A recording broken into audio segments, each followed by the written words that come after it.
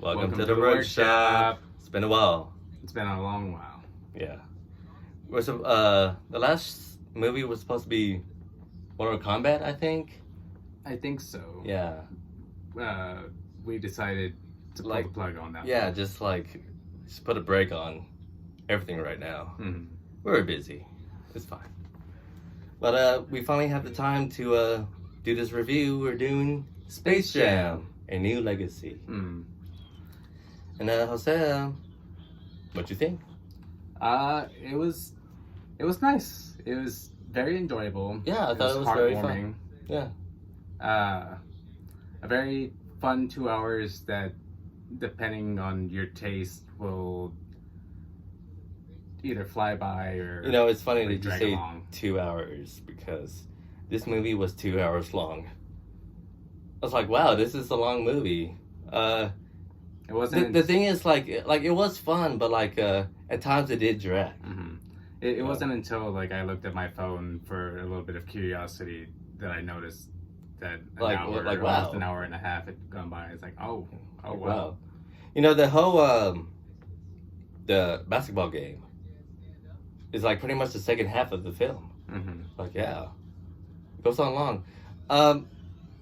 But let's talk about the negatives about this film. Yeah, because the negatives basically is the first film is basically an ad for Nike, but at the same time it's also an ad for HBO Max. I mean, there's so much going on with Warner Brothers in this movie. How many times did you say Warner Brothers in this movie? Seriously, I understand the Looney Tunes are in this movie, so you have to bring up Warner Brothers. But man, was it just so pandering? It's just down your throat all the time. And I understand, as long as storyline wise, I think it was better executed than the first film. Yes. Yeah. Yes.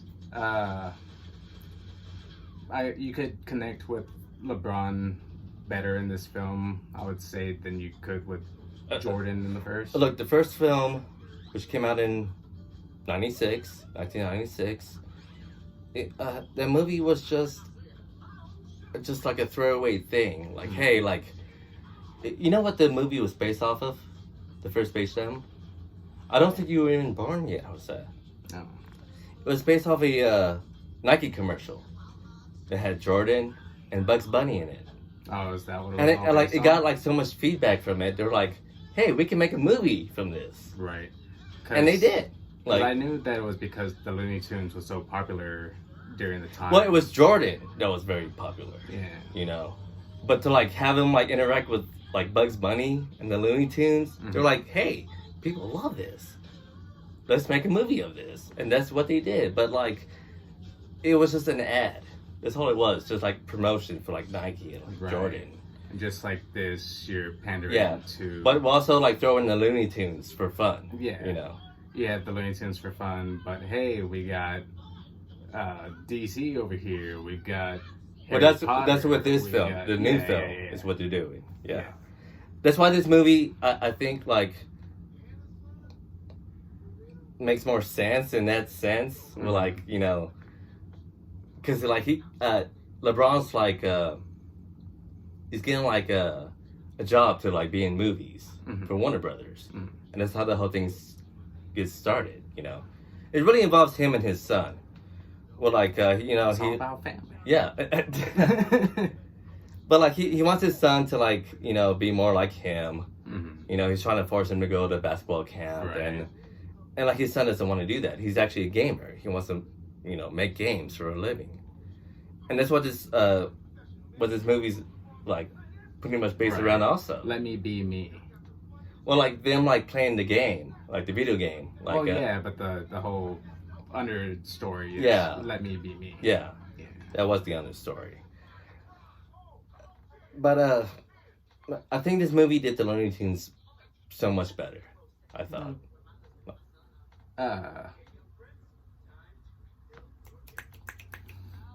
Did them better. The animation was fantastic.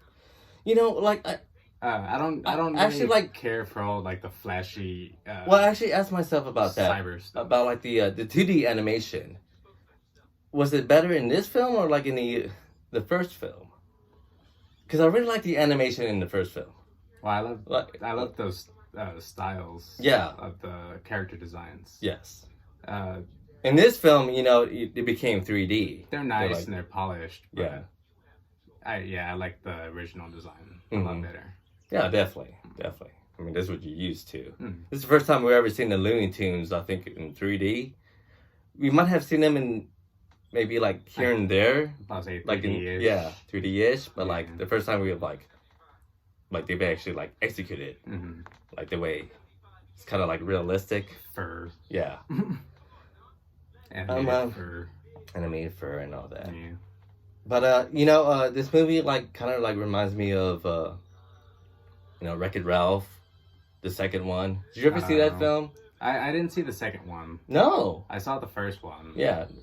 But the second one is like, you know, it's kind of like they go into the internet. You know, like they go into like Disney stuff, like Marvel, like Star Wars. Yeah. This movie does the same thing. Yeah. Like they actually like go into the internet, like, and like they're interacting with the Warner Brothers Uverse or whatever. Because they own these properties, you actually get to see them too. It's nice. And at the same time, it also like reminds me of Ready Player One. Yeah, I was about to say the same thing. Yeah. Because that's also a Warner Brothers movie. So get to see the Iron Giant. Oh yeah. They don't do nothing, but they're there. you get this satisfaction knowing they're there. Yeah. Overall, like one of the things, one of my main complaints, I get it's kids film, so you have to put some disbelief on the back burner. But I hate how a lot of the crowd acts after being just transported to Toonland. To Toonland and just being. It was very distracting, very, because like, you know, they have like, you see like other Warner Brother characters in there, like you see like the Penguin, you see Pennywise, Mr. Freeze. Like they're just there in the background. They're so distracting. So like you're like kind of focused on them and just like. It's like you're watching is like you're kind of drawn into the story, but then all of a sudden you see somebody you recognize. Like, oh hey. That was the problem with that whole the whole basketball game. But I had fun watching it. Oh, it was a good time. It was a good time. There's a montage where like Bugs Bunny goes back to find the Looney Tunes because they went on to go do their own thing, the Looney Tunes. And like you see like universe to explore. And you see like the Looney Tunes interact with like Mad Max, Austin Powers. We see a glimpse of Rick and Morty. I was like, oh my god, this is so great. Rick and Morty and the Tasmanian Devil. Yeah, it makes sense. That's a pretty good pair. Yeah. To me, like the little things in the film was like, I liked it. Overall, it was fun. I thought it was I thought it was, be honest, better than the first film. I'm sorry, it was. Yeah. Because it felt like a real movie.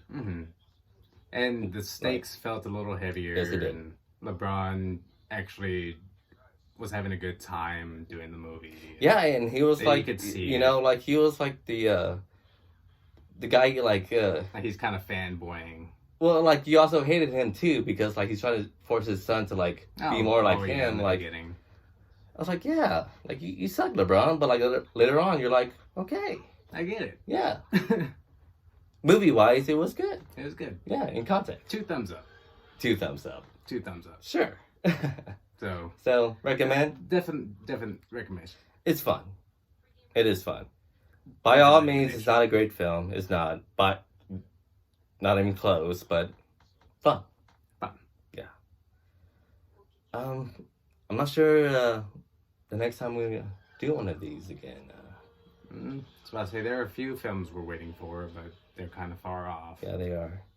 Very far. So I guess until something comes up, the workshop is closed. We'll see you next time. Bye, everyone. Bye.